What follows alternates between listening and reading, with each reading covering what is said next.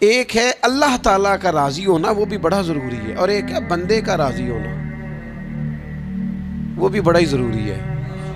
ہماری زندگی کو کھا گئی یہ چیز کہ میں غریب ہوں تو امیر کیوں نہیں ہوں، میں بیمار ہوں تو تندرست کیوں نہیں ہوں، میری شہرت کم ہے تو زیادہ کیوں نہیں ہے، اس کاش کو کیوں کو۔ حضرت عبداللہ ابن مسعود رضی اللہ تعالیٰ عنہ فرمایا کرتے تھے، میری زبان پہ انگارہ آ جائے اور جل جائے، وہ اس سے بہتر ہے کہ میں یہ کہوں کہ یہ کام ایسے کیوں ہوا ہے یا ایسے کیوں نہیں ہوا۔ میرے رب نے جو کیا ہے، جس وقت کیا ہے، جس کرم سے کیا ہے، اس نے بہتر ہی کیا ہے۔ اللہ تعالیٰ کی رضا پہ راضی رہنا، اس کے فیصلوں کو تسلیم کرنا، مقام تسلیم و رضا پہ رہنا۔ قرآن مجید میں نا اہل ایمان کی جو علامت بیان کی ہے، اور جگہ جگہ صحابہ کرام علیہم رضوان کے لیے جو لفظ آیا ہے وہ بڑا قابل غور ہے۔ وہ لفظ یہ ہے کہ رضی اللہ عنہم ورضوا عنہ، فرمایا وہ لوگ ہیں کہ اللہ ان سے راضی ہے اور وہ اللہ سے راضی ہے، وہ بھی اپنے رب سے بڑے راضی ہیں۔ مقام تسلیم و رضا ہے، رضی اللہ عنہم ورضوا عنہ، اللہ ان سے راضی ہے اور وہ، یہ سورۃ المائدہ ہے، تو رب کیا فرماتا ہے؟ ذالک الفوز العظیم، یہ بہت بڑی کامیابی ہے کہ بندہ اللہ سے راضی ہو اور اللہ اپنے بندے سے راضی ہو، تو ذالک الفوز العظیم، یہ بڑی کامیابی۔ یہ دیکھیے، یہ آیہ کریمہ ہے قرآن مجید کی، سورہ بقرہ کی آیت نمبر 216 ہے۔ یہ نا بہت بڑا فلسفہ ہے رب کی رضا پہ راضی رہنے کا۔ یہ آیہ کریمہ میں سمجھتا ہوں اگر کسی بندے کو پوری طرح یہ سمجھ آ جائے نا، تو پھر عقیدہ توحید بھی پکا ہو جائے گا، اس کا نظریہ اپنے رب کی رضا پہ مستحکم ہو جائے گا۔ اللہ تعالیٰ نے کیا ارشاد فرمایا، ذرا انداز دیکھیے رب کریم کا اپنے بندوں پر کرم کرنے کا اور سمجھانے کا۔ فرمایا کتبہ علیکم القتال وہو کرہ لکم، تم پر نہ جہاد فرض کیا گیا ہے اگرچہ وہ تمہیں ناگوار ہی ہو، چاہے تمہیں اچھا نہ لگے۔ کتبہ علیکم القتال وہو کرہ لکم، فرمایا تم پر جہاد ضروری قرار دیا گیا ہے، لڑنا اللہ کی راہ میں تم پر ضروری ہے، فرض ہے، اگرچہ وہ تمہیں ناگوار ہو۔ اور پھر آگے پتہ کیا فرمایا؟ حد کر دی۔ بڑی بڑی دنیا میں لوگ معرفت ڈھونڈ کے لائیں گے پر دم توڑ جائے گی۔ کیا سمجھایا ہے اور کیا معرفت دی ہے اپنے بندے کو۔ اللہ کریم نے ارشاد فرمایا وَعَسَىٰ أَن تَكْرَهُوا شَيْئًا، فرمایا قریب ہے کہ کوئی بات تمہیں بری لگے، وَهُوَ خَيْرٌ لَكُمْ، اور وہی تمہارے لیے بہتر ہو۔ اور جب آپ وقت دیتے ہیں تو بہت سارے معاملات ٹھیک ہو جاتے ہیں۔ حضرت عمار بن یاسر، بڑا شروع میں کلمہ پڑھا، ان لوگوں نے بڑی تکلیفیں اٹھائیں جنہوں نے آغاز اسلام میں کلمہ پڑھا، حالات اور طرح کے۔ حضرت عمار بن یاسر رضی اللہ تعالیٰ عنہ فرماتے ہیں کہ بڑی تکلیف دیتے۔ حضرت عمار بن یاسر رضی اللہ تعالیٰ عنہ کی جو والدہ ہیں وہ اسلام کی پہلی شہیدہ ہیں،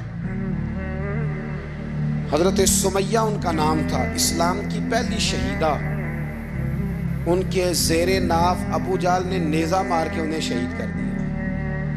حضرت عمار بن یاسر رضی اللہ تعالیٰ عنہ فرماتے ہیں کہ میرے والد کو اتنی تکلیفیں دی گئیں کہ وہ ان اذیتوں کی وجہ سے دنیا سے پردہ کر گئے۔ حضرت عمار بن یاسر کو خود کافر اتنا مارتے تھے کہ وہ اپنے حواس کھو بیٹھتے تھے اور ایسی باتیں کرتے تھے کہ سمجھ نہیں آتی تھی کہ یہ عمار بن یاسر بول رہے ہیں۔ اتنی سخت اذیت دیتے، اتنی سخت۔ دکھ قبول محمد بخشا، راضی رہن پیارے، دکھ قبول محمد بخشا، بس راضی رہن۔ اتنی تکلیف دیتے کہ حضرت عمار بن یاسر حواس کھو بیٹھتے، تکلیف میں آتے، بڑا سہا، بڑا برداشت کیا۔ ایک دن میرے رسول پاک تشریف لائے اور حضور نے کہا او آل یاسر، میں تمہیں مبارک دینے آیا ہوں، رب کریم نے تمہارے لیے جنت میں مکان بنا دیے ہیں۔ حضور نے تمہارے لیے، اللہ نے تمہارے لیے جنت میں مکانات، تمہیں مبارک، تمہاری اذیتیں، تمہاری تکلیفیں، تمہارے درد، تمہاری راتیں کام آ گئیں۔ مالک نے تمہارے لیے مکانات بنا دیے ہیں، حالات ٹھیک کر دیے ہیں، طبیعتوں میں بہتری آ گئی ہے۔ میرے محبوب کریم رؤوف الرحیم سید عالم نور مجسم شفیع معظم آقا دو عالم صلی اللہ تعالیٰ علیہ وسلم نے انہیں خوشخبری سنا دی۔ حضرت عمار کہتے ہیں پھر حالات بدلے، پھر میں نے جو مجھے اذیتیں دینے والے تھے میں نے انہیں گڑھوں میں گرتے دیکھا۔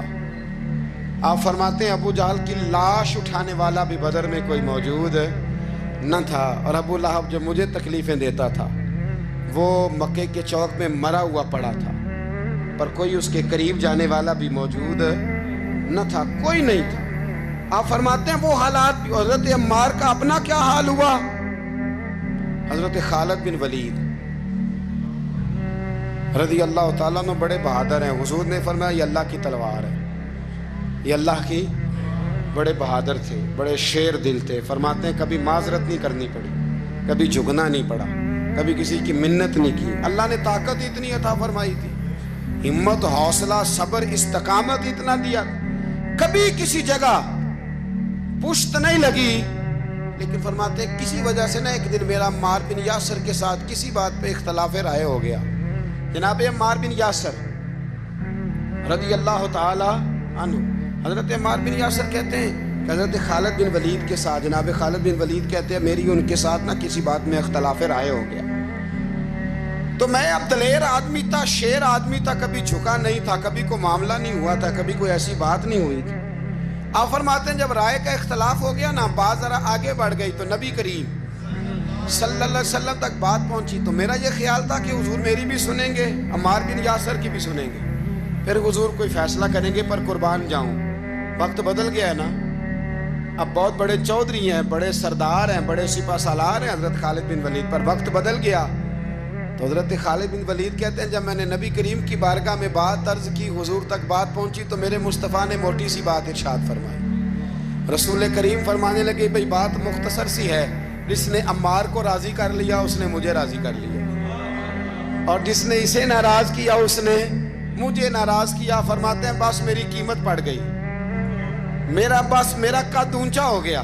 حضرت خالد بن ولید کہتے ہیں میں نے بھی کہا اب بات کیا کرنی ہے، اب تو گزارش ہی کرنی ہے، اب مدعا کیا سنانا ہے، اب تو بات کرنی ہے۔ فرماتے میں آگے بڑھا، اور جیسے بھی ہوا میں نے حضرت عمار بن یاسر کو راضی کیا۔ حضرت عمار کہتے ہیں ایک وقت وہ تھا اور ایک وقت یہ ہے، جب دونوں وقتوں کو دیکھتا ہوں تو کہتا ہوں الحمدللہ رب العالمین، یہ ساری تعریفیں اس رب کے لیے ہیں جو تمام جہانوں کو پالنے والا۔ وقت دیں معاملات کو، ٹائم دیں۔ آپ دیکھیں اللہ تبارک و تعالیٰ بڑا کریم ہے، وقت کے ساتھ جب چیزیں تبدیل ہوتی ہیں اپنے ٹائم کے۔ حضرت بلال حبشی رضی اللہ تعالیٰ، بڑا مشکل نہیں، اکیلا آدمی، غریب آدمی، مکے کے سارے سرداروں کے قابو آ گیا۔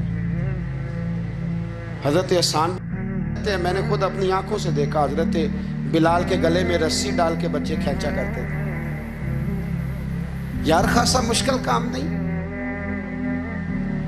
امیہ بن خلف ڈنڈوں سے مارتا ہے، آپ کے ہاتھ اور پیر چارپائی کے نیچے رکھ کے تو اوپر بیٹھے رہتے بڑی بڑی دیر، بڑی تکلیف نہیں، بڑی اذیت نہیں۔ لیکن حضرت بلال حبشی فرماتے ہیں پھر میں نے وہ سارے دکھ مٹتے دیکھے، وقت بیت گیا۔ وہی امیہ بن خلف ایک دن گھوڑے پہ تھا، گھوڑے اپنے کو تیار کر رہا تھا، لگام ڈال رہا تھا۔ حضور علیہ السلام گزرے تو فرمایا کیا کر رہے ہو؟ کہنے لگے اس گھوڑے پر بیٹھ کے آپ کو شہید کروں گا۔ تو حضور فرمانے لگے تیاری کر لے، تجھے قتل میں نہیں کرنا ہے۔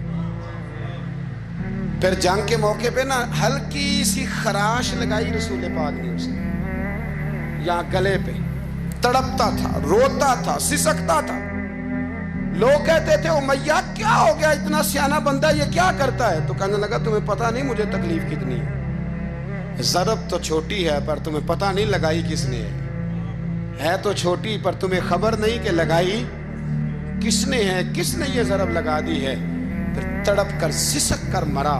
حالات بدل جاتے ہیں، حالات میں تبدیلیاں آ جاتی ہیں۔ ہم وقت نہیں دینا چاہتے، ہمارے اندر جو حوصلے کی کمزوری ہوتی ہے، ہمارے اندر جو وہ ایک بہت بڑا معاملہ ہوتا ہے کہ کسی بھی طریقے سے یہ معاملہ ختم ہو، کسی بھی طریقے سے شفا ہو، جلد از جلد ہم اس بات سے نکلیں، تو یہ بات ہماری درست نہیں ہے، ہمیں وقت دینا چاہیے۔ تو یاد رکھ میرے بھائی، جب آپ ثابت قدم، حضرت خباب رضی اللہ تعالی عنہ، بخاری میں ذکر ہے، کتب حدیث میں، کتب سیرت میں ذکر، حضرت خباب رضی اللہ تعالیٰ عنہ نے اس وقت کلمہ پڑھا جب ابھی 5 لوگ کلمہ پڑھتے تھے، کل بندے السابقون الاولون۔ آپ فرماتے ہیں جس عورت کا میں غلام تھا نا، ام انمار اس کا نام تھا، وہ مجھے بڑی سخت سزائیں دیتی تھی۔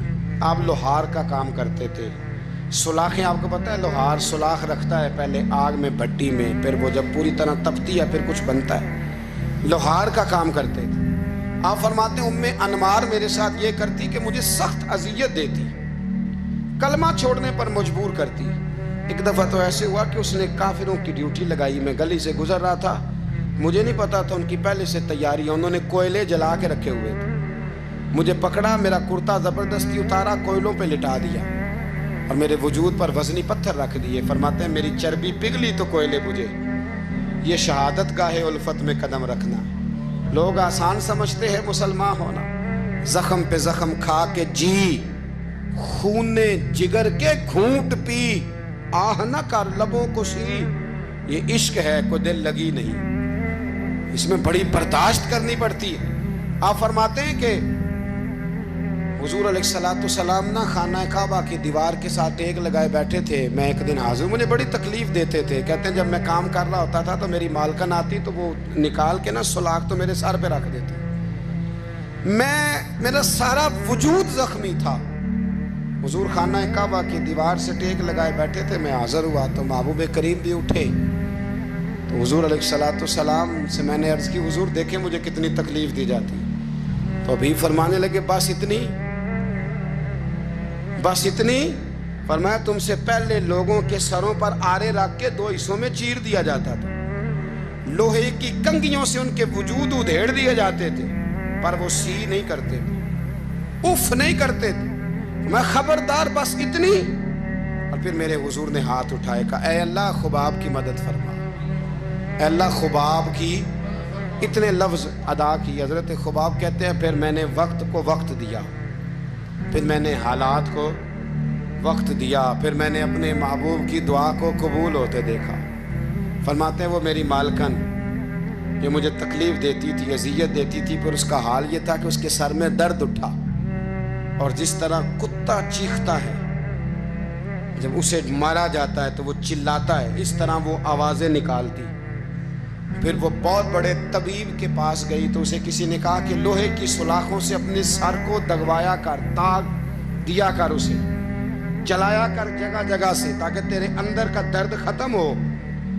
تو آپ فرماتے ہیں پھر لوگوں میں نے صبر اور استقامت کا رزلٹ دیکھا کہ وہ جو مجھے بطور سزا میرے سر پہ سلاخیں رکھتی تھی، پھر وہ بطور دوائی منگانے لگی، میں سلاخ گرم کر کے لاتا اس کے سر پہ رکھتا، فرماتے ہیں پھر اسے سکون ہوتا، پھر وہ تڑپتی، اور چونکہ مجھے تو وقت یاد تھا نا، کہتے ہیں لیکن میں مصطفیٰ کریم کا کلمہ پڑھتا تھا، میں نے کبھی دوبارہ پلٹ کر اسے یہ بات یاد نہ کرائی۔ آپ وقت دیں، ماحول کو ٹائم دیں، آپ دیکھیں، ہاں یہ ضرور دیکھ لیں کہ آپ کے ضمیر کے اندر کوئی ایسی بات تو نہیں، کوئی ایسا معاملہ تو نہیں کہ جہاں آپ غلط ہیں، اور اگر ایسا نہیں پھر آپ وقت دیں آنے والے اسباب کو۔ ہم نہ بڑی جلدی ہے، ہمیں دعا کرائی ہے تو آج شام تک مسئلہ ٹھیک ہونا چاہیے، دعائی کھائی ہے تو طبیعت شام تک ٹھیک ہونی چاہیے۔